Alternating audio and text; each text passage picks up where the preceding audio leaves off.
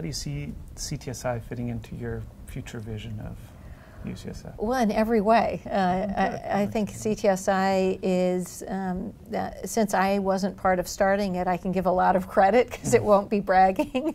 I think it's just what the doctor ordered.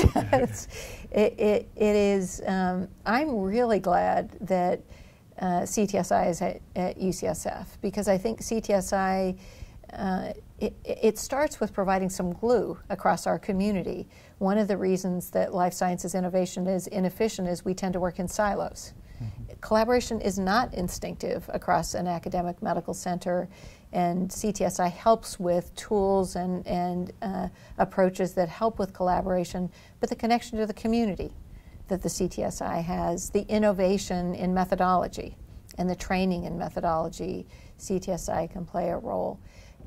So what I think is the CTSI is capable of is asking questions on a bigger picture level.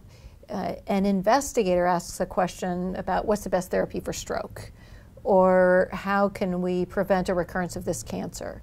A community of translational scientists can ask a question of how do we ask those questions?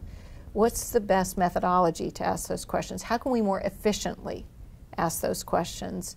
What are novel ways, more cost-effective, novel, faster, more effective ways for us to get those answers? Great.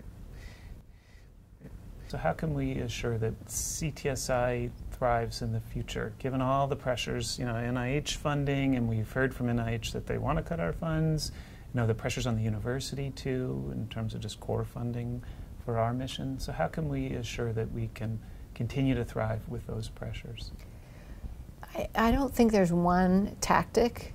I think long term, the most effective way for CTSI to thrive is to be a seamless part of the clinical delivery system.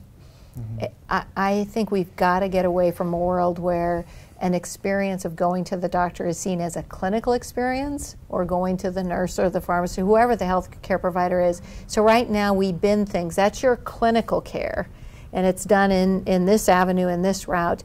And then there's the research enterprise, whether it's basic or clinical research. These are in two separate silos. That's very inefficient and expensive. So for sustainability of the clinical research and translational research enterprise coming to the point of clinical care, so when those come together, then every time I see my clinician, every medical or clinical experience I have is part of what I can see in the future will be a seamless combination of clinical care and research. We now have a lot of tools like electronic health records that should enable that to happen, but I don't think ultimate sustainability will come about until that happens. Short-term CTSI can help convince the clinical delivery enterprise that they won't inevitably lose a lot of money by coming together more closely with clinical research. Right. I think that's got to be a short-term goal. Great.